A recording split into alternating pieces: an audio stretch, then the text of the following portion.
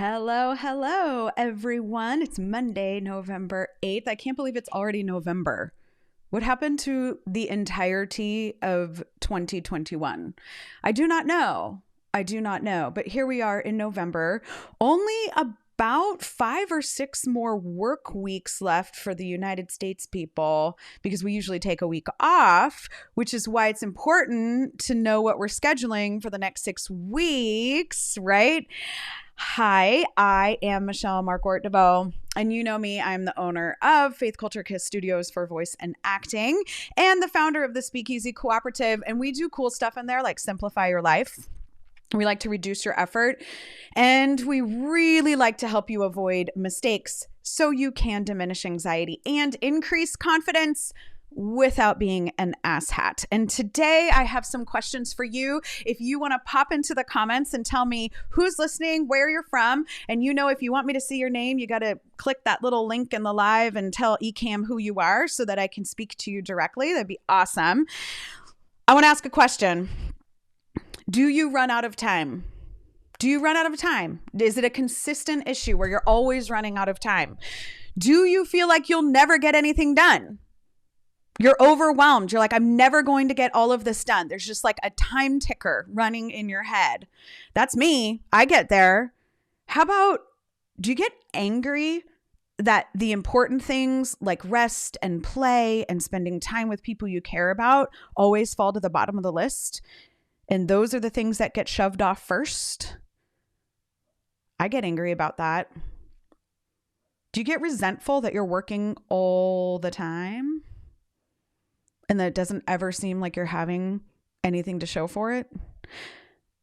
If so, it may be that time management needs a reframe for you. And I want to offer you the gift of zero-based scheduling. Hey, Elizabeth. Yeah, Central New York. Hey, Justin.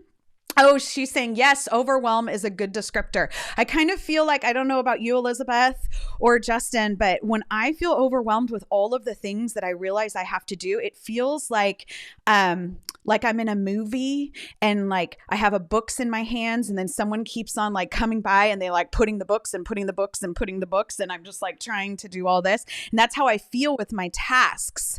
And hey, Karen, all the time management. Yes, Karen and I have worked together a lot on time management. So I want to give you this gift. What is zero-based scheduling? I want to teach you how to start to do it. I want to help talk about some reframing around the mindset that you may be in around time and around productivity because of our crazy culture. And then I want to just make sure that you have what you need with a little Q&A like we always do. So let's get to it. What is yes, absolutely, Justin. Overwhelm equals withdrawal. I like that. Let's go ahead and add that. Justin's saying overwhelm equals withdrawal. Y'all, if you're overwhelmed, you're either going to vomit or you're going to like run away, right? So let's get to it. What is zero-based scheduling? So in short, zero-based scheduling is using your time like you'd use your money. Every minute has something it gets to explore. So this can be very daunting. Last Facebook Live, we talked about budgeting, right? And so we all know that there are a ton of feelings that come up around money because we're fearful that we're using it wrong or using it right. And there's a lot of judgment. This also happens with time. There's a bunch of cultural narratives around time, around how you should use your time and how you should not use your time. We have a loathing of wasting time. And for certain people, if you're not working, then you're being lazy. If you're resting, you're not getting something done. And we could talk about the philosophy and the history. I mean, like I can get real nerdy about this, about where this comes from, all the way from kind of Puritan culture coming and colonizing the United States and the concept of time and indigenous people versus the concept of time in Western cultures. But we're not going to do that today. We're just going to continue to talk about zero-based scheduling. Anywho, we want to use our time as effectively and efficiently as possible because it is our most valuable resource. You can always make more money, friends. I know sometimes it doesn't feel like that, but you really can. You can always make more money. You cannot reproduce more time. So how you choose to use it is one of the most important and imperative things that you do in every aspect of your life. And it's one of the things that if we're not using it well, like every minute has something to explore, if we're not exploring the things we want to explore with those minutes, that's when it turns into overwhelm, resentment, anger, irritability, all of those things. So what it is we all have 168 hours in a week, right? And that's just, I don't know. We were talking, my husband and I and my kids were talking about this weekend, like who decided that? The Romans, the Greeks? I'm not sure who decided time, but we have it and we have to choose how to use it. So we know there's 168 hours in a week and we want to make sure that we can fit all the things in there that we want to fit. So the first thing that we're going to do is we're going to go ahead and make a big list. And I know Justin uses the Getting Things Done. And this is a time productivity hack, is the Getting Things Done system. And I want to talk about that a little bit because I think no matter what system you use to kind of organize your productivity, you're going to need to get it out of here and onto something. I'm pointing at my notebook because I use paper and I use digital tools. But you're going to want to get it out of here because part of what gives us the sense of overwhelm is that our short-term memory is trying to hold in its file cabinet. We're trying to hold too much in our short-term memory file cabinet and it gets all wonky in there. Okay. So we have to allow the short-term memory kind of to be more like an in and out inbox and not just an inbox that gets piled up. So we're going to do a big brain dump. And when we're doing this brain dump, I don't want you to judge the quality of the task. I don't want you to judge what area of your life the task is in. Don't do any sort of categorizing quite yet, right? So you might have laundry and write a blog and send out that email to the student and go grocery shopping and pick up the front room and rearrange the entire voice studio or whatever. You might have all of these things, but I don't want you to judge them quite yet or categorize them yet. It'll be tempting because you'll think, oh, well, if I just categorize as I go, then that will be more efficient and effective. It will not. It will not. Just trust me on that. So you're going to do this big old brain dump. When you are doing the brain dump, after you're done getting all that stuff done, what I do want you to do though is go back and determine which thing is a task and which thing is a project. This is one of the biggest mistakes I see people make is we mistake tasks and projects. A task is one simple thing. Clean the desk. That is a task. It has a ton of, nano tasks, right? Like put the pencil away, take the cup, the mug to the kitchen. But that's one task. Where something like send an email campaign, that's more like a project that is going to have many larger tasks associated with it. And if we are not clear the difference between a task and a project, that is another area where overwhelm comes in. And we tend to do one of the things I'm going to talk about in a minute. And that is we don't estimate the time well. So we're going to do the brain dump. And then we're going to just go through and decide what is a task. And that's probably something that would take 5 minutes or less. And what is a project? And that's something that's going to take 5 minutes or more. So it might be a small project, half an hour. But if it takes more than 5 minutes, it's a project and not a task, right? Okay. The second thing we're going to do with zero-based scheduling is we're going to take, this is hard. This is the hard part. We're going to make an educated guess on how long things will take. Now, here's where things get tricky business. Who here overestimates or underestimates or both of them estimates how long or how short things will take? Who does that? I'm going to wait for someone to tell me something in the comments. Who overestimates or underestimates this? There are 3 things that we can do to help with this, y'all. And I want to talk about that a little bit. Ashley's raising her hand. She's like, "That's me. I overestimate and underestimate." There's three ways that we can kind of get a good handle on this educated guess. So the first one is time tracking. Y'all, there are so many ways to time track. So many ways to time track. But I really suggest that you get either a time tracking app or you get a piece of paper or a notebook that is dedicated and you just use like your timer or stopwatch on your phone, or even like a little egg timer, something that you can start to learn the true time that something is going to tell you or take you rather. A lot of times we guess, but we don't guess accurately. And so I want you to track it for 2-3 weeks. If you know that you have different seasons in your business, like a high season and a low season of when you're working, track it once a quarter, maybe for a week or two, but try to get a real understanding. Anything that is new, if you are building your business, if you're brand new to a concept in your business, if you're adding a new software, it is going to take more time than you think it is going to take you. And that's okay. We have to plan for it. The second thing about making an educated guess around your time is that the time and perception are a real thing.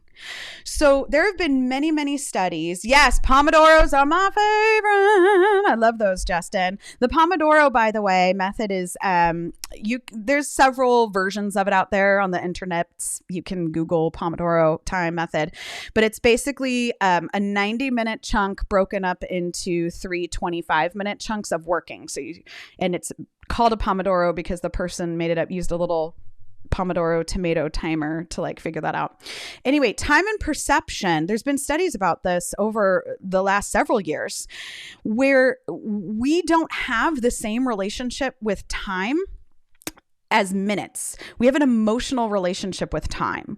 So this is where we get time flies when you're having fun, or why 10 minutes in line at the DMV feels like 17 hours. Time is also a perception of what we're enjoying, what we're not enjoying. There's a book called Flow. And if someone wants to I feel so embarrassed that I cannot ever say this author's name right. But it's like Mikhail, something with a lot of letters and not very many vowels. There's this idea of flow. This also goes in how we learn. So yes, absolutely, Justin, the flow state. So this perception of time inside of our brains will also change our educated guesses. And so the more we get to know the third thing, which is our zones of genius, or anything that's going to teach you more about yourself and what you do well and what you're prone to do differently than well, anything that teaches you about where your flow state lies, what you enjoy, anything that's going to give you self-awareness around what kind of time you like to spend on what, will help you with that educated guess about how long things are going to take. So the zones of genius, there's a book by psychologist Gay Hendricks. It's called The Big Leap. Many people have heard me talk about it before. They know that I'm not really a huge fan of the entire book, but I really love the idea of the zones of genius that is in that book. And what he offers is that we have these places that we work in: a zone of incompetence, a zone of competence, a zone of excellence, and a zone of genius. And thank you, Justin. And what you kind of want to do as you learn which tasks are in what zone for you is arrange your day or arrange your week in a way that accounts for that. Because things that are in your zone of incompetence, those things are going to feel heavy, they're going to feel hard, and they are going to take emotional energy from you so that it's harder to do work later.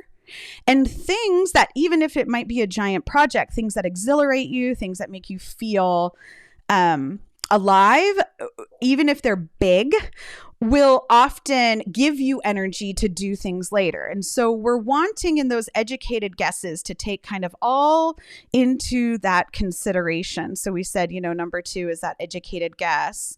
We're wanting to go ahead and take it all into consideration when we're making that educated guess. All right.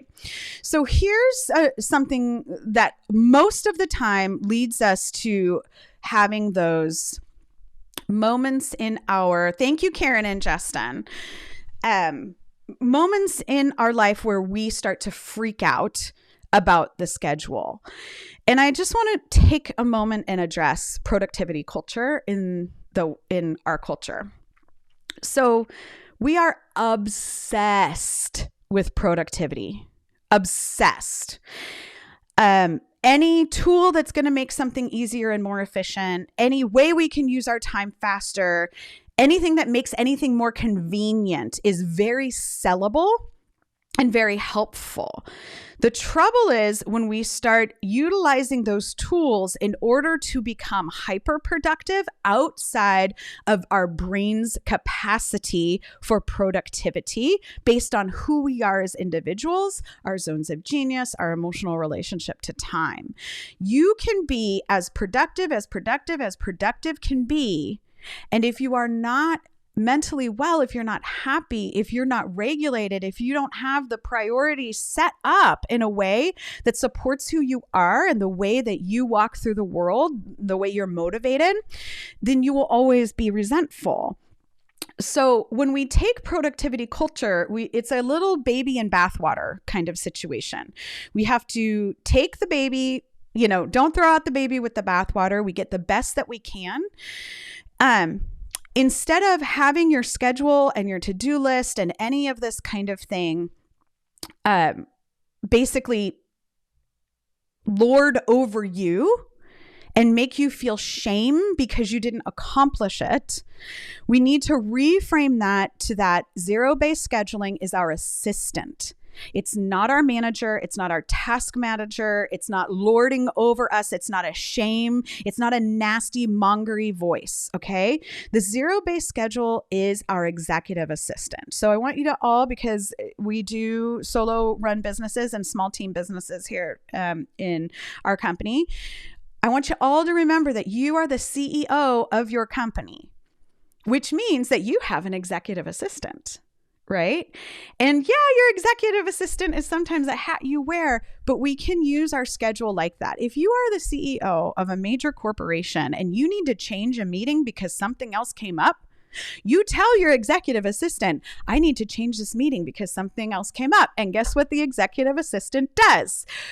They say to you, okay, and they rearrange the schedule in order to fit in the things that are priority to you. So when we're doing zero-based scheduling, I want you to remember that it is yours. You are the boss. You are the boss of that schedule. This is not a list that is there to shame you if you do not get it done. This is not a calendar that is there to yell at you if you didn't do exactly what was on it. This is a guide. And as I love to say, a plan is there so you have something to veer from, right? It's a plan, it's a goal, it's an understanding of when and where things can get done so that you can accomplish everything, but it is not there to shame you. You are in charge of it. It is not in charge of you. With that being said, we're going to go ahead and we're going to talk about the third step. And then that's when we're looking at a calendar or a spreadsheet to get all of those things, the list, and then how long each thing we think it's going to take. We're going to open up the calendar and we're going to put it on the calendar. All right. Look what I get to listen to. Hi, Dana. I'm so glad that you get to listen to me. Thank you for spending your office hour with me. Like, that's super cool. Everyone, Dana gets awesomeness because she's spending her office hour hanging out with us. I want you to get out your calendar or a spreadsheet. Now, here's what I mean by a calendar or a spreadsheet. Some of us artists are motivated by an actual calendar. I will tell you that the more administrative tasks that you have, and then the more future tasks that you have, a calendar, and the more appointment-based tasks that you have, a calendar will probably be more helpful in the long run. But if you don't have a lot of appointment-based tasks, or you have 2 or 3 days in your week where you don't have any appointments and those are dedicated for time, you could also use a spreadsheet. So let's talk about the calendar first. With zero-based scheduling, we are putting on the calendar everything we want to do. And this includes sleep, rest, play, family time, entertainment, watching TV, and unscheduled time. So if you're a person like me who loves unscheduled time, I just need 2 or 3 hours a day where nobody is telling me what to do. I can do tasks, I can do whatever I want in whatever order I want. Actually put that on your zero-based schedule. Unscheduled time is imperative for some people. For other people, thinking time is imperative. Put it on the calendar. Make those appointments with yourself for all 168 hours. When you see it on the calendar, it will look very, very weird at first. And that's where we're going to go into that mindset stuff that I just talked about. You're going to see like an entire blocked out calendar, and that might cause you anxiety. Like that might, because your normal relationship to your calendar is something on the calendar means that it's a have to, or it's usually work. Right? And let's get real. People put things on the calendar when it's important to them. And so if you're not used to putting yourself on your calendar, and you're not used to putting play on your calendar, and those are the times that you normally negotiated, to see what else another person might need, it's going to be tricky. Pick your favorite color to do those you time things. We're going to block out everything on the calendar.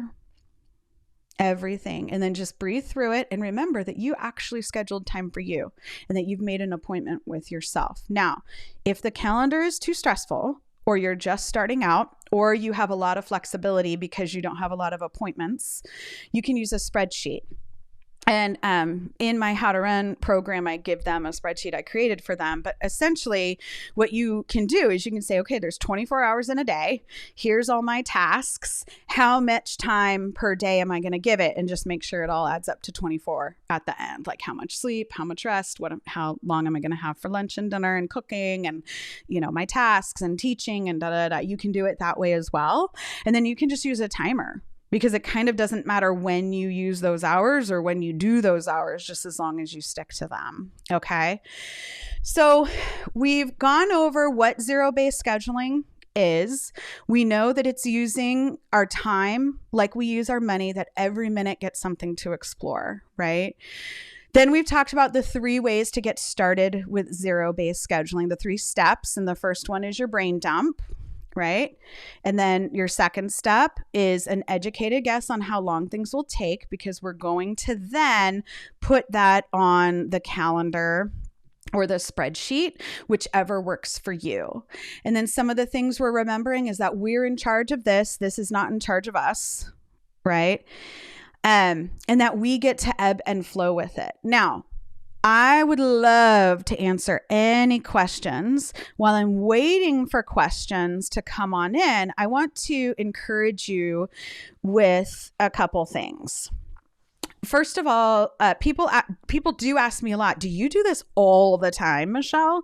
No, I do not. I use zero-based scheduling when I know that a month is coming up, or a week, or even a couple days that are going to be high demand on my time. But like if I'm on vacation, I'm not zero-based scheduling my vacation, right? On the weekends, if I don't have stuff scheduled, I might have a giant like personal block, and I'll literally call it like whatever the fuck I want. Like that's what's on the calendar. So I want you to know that, again, this serves me. I don't serve it. And that's the point. So you might not need it for the weekends. You might not need it for long periods of time. So that's where you kind of be free. So, okay, great. We've got a couple questions coming in. I've got Karen saying, I'm always stumped by how do I know how long something will take? Then when I make the wrong time choice, it messes things up. Absolutely. So the first thing I would say, Karen, is how often have you tracked your time? Have you actually tracked the time to see how long something is going to take you? Number one. And because you're a busy mom, I would say, do you have seasons or time periods during the day that you can be more focused or that you get more distracted? Because that's the other thing too. If you're a parent out there or you're a caregiver of any sort, if you're tasking while you are also caregiving, it's going to take like 3 times as long, right? Because you're kind of doing multiple tasks at the same time. You're like parenting and get a snack and then, back to the blog and then parenting and then back to the newsletter and then, that kind of thing. So be mindful about when you're doing your tasks, when you have focused time versus unfocused time. And then also actually track it, because really that's kind of the most important thing. The second thing for you, Karen, and for any other person who has learned a lot of skills in the last year or 2, is you're going to have to retrack things, because when you first learned it, it took an exponential amount of time. And then, now it might take you less time, or it might take you more time because you know how to use the tool better. Right. And so you're spending more time on it. So, but having that accurate kind of timer, we got toggle.com. There's those little, you can even buy a little thing where you set it up and switch it. It's like a little machiney thing. Sarah Campbell knows about it. I'll ask her to post that, but I hope that's helpful. Let's actually do the tracking and see what we come up with on that. You'll probably find too, side note, that there are again, those zones of genius, right? There's categories of things, like if I'm learning something versus when I'm executing something, when I'm, whatever, you can kind of figure out which thing is tricky. Okay. Next question. Okay. Elizabeth Bemis. Could you give me a specific example of how you would use the spreadsheet rather than the calendar? Yes, I can. Let me actually see. You know what? Let me see if I can share. I'm going to share something. I hope that you're going to see all my tabs. Let me see if I can share this with you, Elizabeth. Computer. Okay, do you see that?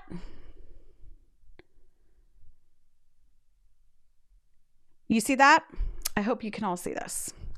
So with the spreadsheet, what I've done here, can you see? This is the last minute I wasn't planning to do, so I hope that this works. So with the spreadsheet, what I have here, and this is something that I give the How to Run people. So we have the day of the week. We have how many hours we're trying to get to. We have the number of hours we're going to spend on each thing. And then we see what it adds up to. So that's what we're trying to do with the spreadsheet. This is great for when you don't have appointments. Notice that, this is all of the things I listed here was just for fun. Like as an example, every person in How to Run will take this and make their own thing out of it and put their own lists here. But for example, you have teaching hours. Those are pretty set in time. So those are going to have to be on your calendar. But the other things are not necessarily going to have to be on your calendar, like sleeping. I don't care when you sleep. When do you like to sleep, and how often do you sleep and how much sleep do you need? But account for it. If you're a 9-hour girl, then be a 9-hour girl, right? Email. You notice that you might deliberately choose to do a little bit more on some days and less on other days. The spreadsheet, in my opinion, is one of those things that, I can't get back. How do I get back? I don't know how to use my own eCam. All right, there it is. The spreadsheet is one of those things that I think really gives us a clear understanding of how much time we really have versus we don't have. Notice that I have put on here unscheduled time.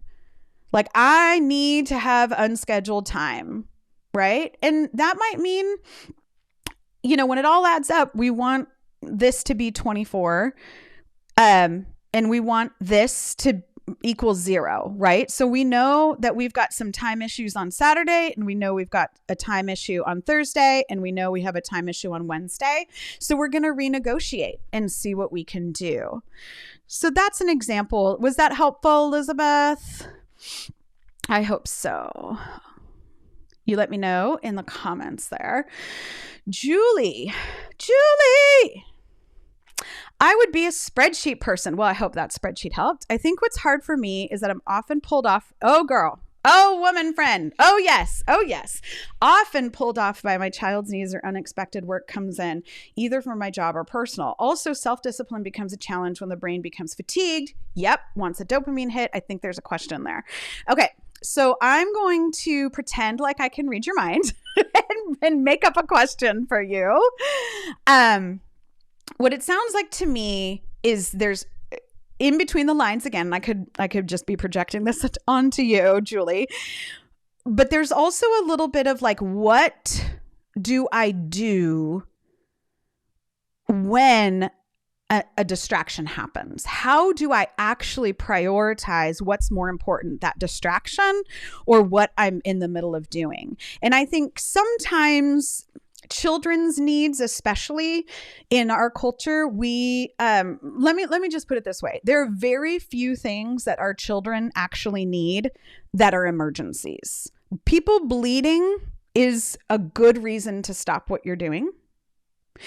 People having broken body parts is a great reason to stop what you're doing. People needing a snack is not a great reason to stop what you're doing. So what you can do is you can kind of look over and say, what are the kinds of things that my kids generally come in and bug me about? And you can pregame some of that, right? So you can have, when the door is shut, you can do this. You can grab a snack from this. You can watch this show. Here are the 7 chores that need to be done today. Do not bother me until the door is open again, right? And then figuring out, it's kind of like you got to train your kids, like what they're allowed to bother you for and what they're not allowed to bother you for. And that to me, I think is a bigger kind of cultural issue. And then also a bigger issue around boundaries and parenting style and how you choose to prioritize what's happening for you. And I mean you by any person listening. So for example, if your kids are your number one priority, that is 100% okay. That's 100% okay if that is for you. However, that means that the way that you do work and the way you schedule work and the way you plan it out is going to take a hit for that. It's going to do something different. So it's all about prioritizing that time and then managing how you want to pregame some of the distractions. I would say things like this: only check your email twice a day. That sounds, don't get panicky on me, because you cannot be distracted by things you aren't checking, right? So if you have Facebook time, if you want to be on Facebook 3 times a day for 20 minutes, I don't care. That's fine with me. Just set a timer and then leave. But if you can't do it, if you get in the dopamine cycle and it's always more than 20 minutes, then maybe put a blocker on your phone, or because you can do that, right? You can block, you can put time limits on your phone. If it's on the computer, you can block it out like a browser blocker kind of thing too. That's a self-discipline thing as well. Again, I understand. It's funny because I started talking about that and like the number of people watching just like dropped. Like a bunch of people were like, bitch, I ain't doing any of that. I gotta go. So that was kind of funny.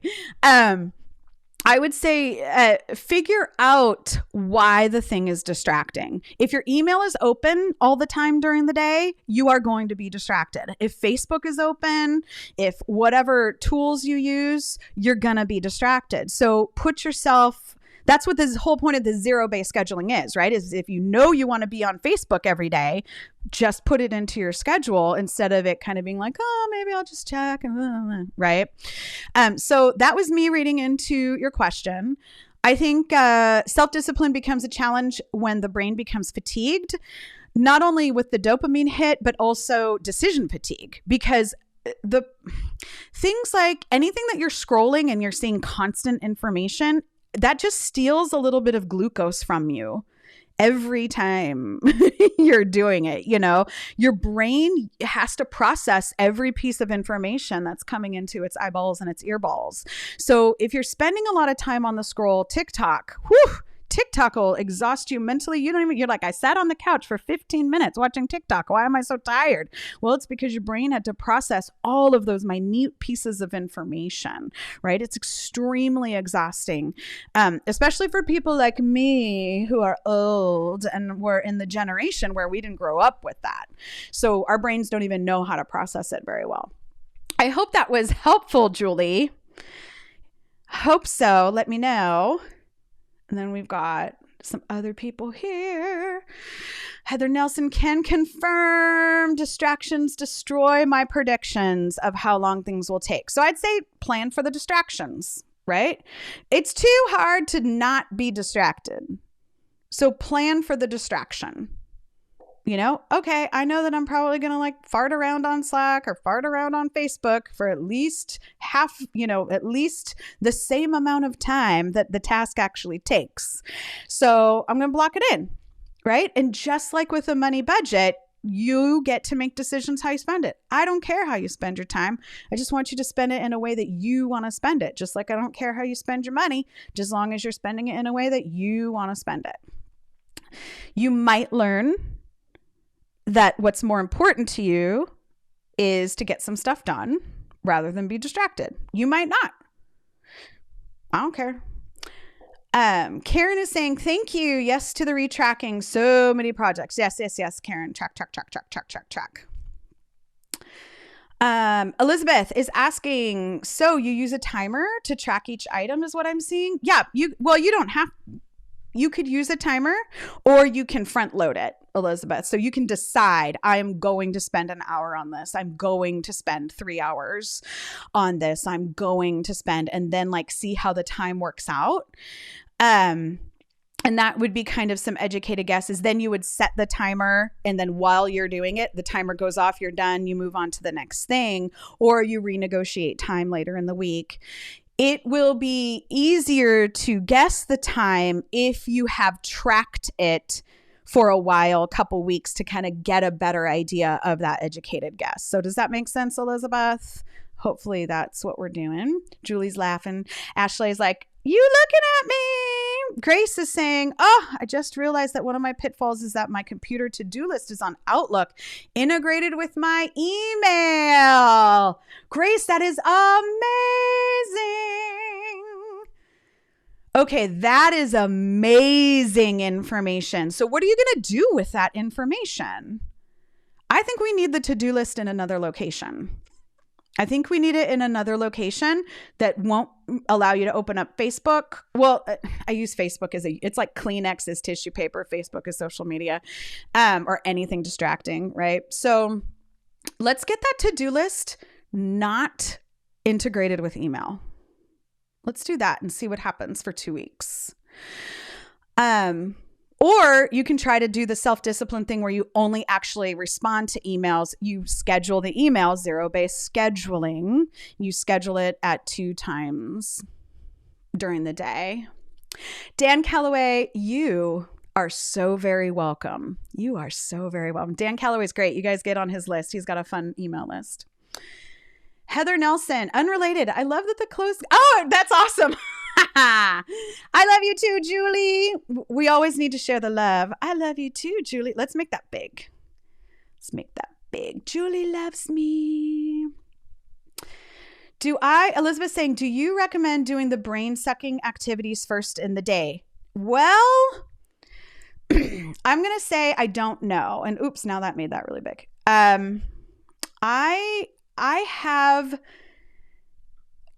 I I have mixed feelings on this. So Mark Twain once famously said, if you have to eat two frogs, eat the bigger one first. I do think that doing hard things first allows you to release some of the emotional angst that comes with doing the hard thing, which could make it easier to do other things later in the day. However, brain sucking activities will suck your brain, so you have to plan appropriately. I think in the blog this week I'm not sure if I did it in the blog, but I like to use this example. It's never the high note that's the problem. It's always the measures before and after, right? The high note isn't the problem. It's how are you setting yourself up for it? So if you have some brain sucking activities that you have to do, figure out when you will be emotionally prepared to do them. Like, don't stay up really late and do a lot of like intensive brain work and then get up and try to do brain sucky activities. Like, that's just not going to work. However, you can be like, okay, I know that I have to get like this list of brain sucky activities done. So, and I'm going to do it on Thursday. So on Wednesday, I'm going to have a really light day. I'm going to do things that I love to do. I'm going to spend time processing, maybe planning. I'm going to go for walks. I'm going to do all of these things that give me peace and joy and rest so that when I wake up, I'm kind of ready to gird my loins and attack those soul sucking and brain sucking activities. I would also offer that brain sucking and life sucking don't necessarily go together. So I'm trying to think of an example. Well, like this Facebook Live for me, it is brain sucking to do a Facebook Live. It's like I got to think through it. I have to write the notes. I have to be ready to kind of answer questions on the fly. I have to let people know about it, like all of those things, but it's life-giving. Like I enjoy being here for everyone. I enjoy sharing my knowledge and hopefully giving people tools. So the rest of the day is light on Mondays. It's admin tasks, checking email, kind of very tasky and not project-based. But it's not necessarily the same. So I would say try it out. The good thing about you, Elizabeth, is that you are young. Right? You are young. And so you have so many years, and that's not an insult, by the way. I'm a little jealous, but you have a lot of time to figure out what works best for you. You know, you don't have to be in a rush. You can figure it out. You can say, well, let me see what happens if I do crappy tasks first in the day, or let me see how I feel if I front load or anything like that. Right? Try it out. Let's see what happens. And then let me know. Thank you, Heather, who really likes my shirt. Yay. Heather likes my shirt. This is the important stuff. Hi, Wendy. I'm so glad that you made it. I'm glad we got the link for you. Okay. So she's asking, how would it work if you list 3 things you need to do that day, prioritized, and then fill in the spreadsheet for that day? More or less doing a day-to-day spreadsheet that day. So I think that's a great idea once you've already done like the huge brain dump of all the things that are feeling over. If you're not in overwhelm, then this may feel a little like overkill, right? But I would say that is a great thing to do once you kind of have your long-term plan figured out or your long-term brain dump figured out. I don't know if you're into quarterly planning. I'm super into quarterly planning. And in this kind of idea of quarterly planning, we have like summits and base camps. And I like to use whole notes and half notes and quarter notes and 16th notes. And I always say do 3 things a day, right? Do 3 things a day that will get you closer to the summit. So I think that's a great idea. If that's working for you, you know what I say, if it's stupid and it works, it's not stupid, right? So do that. I would ask, what else do you have on your big fat list, right? What else do you have on that big fat list in terms of brain dumpage? I want to make sure I want to reread this to make sure I actually answered the question. How would it work if you list 3 things you need to do that day? Yep. Prioritize and fill in. Yep. Yeah. That's great. That also works for things that, I would say this to you. That works for tasks and for small projects. But if you have like a big long-term project or something that's going to take you several hours, you might find that you don't have enough time in one day. And so you kind of have to plan it over several days, which means you have to look ahead to see what's already on your calendar for that. So let me know if that's helpful or not, Wendy. But I think, hey, if that's working for you, then do it. Do what works. Dan, you're welcome. Ashley, I love that. I don't know what you love, but I love that too. And then Elizabeth is saying, good distinction. Some of the harder stuff I do is the most enjoyable. Yeah.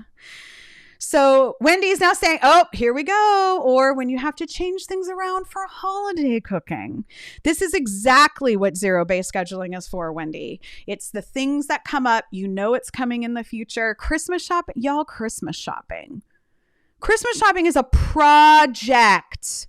And I don't know about you, but I am like not into going to stores anymore. Like that's what the pandemic did for me. I was like, everything is getting ordered online. And y'all, there's supply chain issues.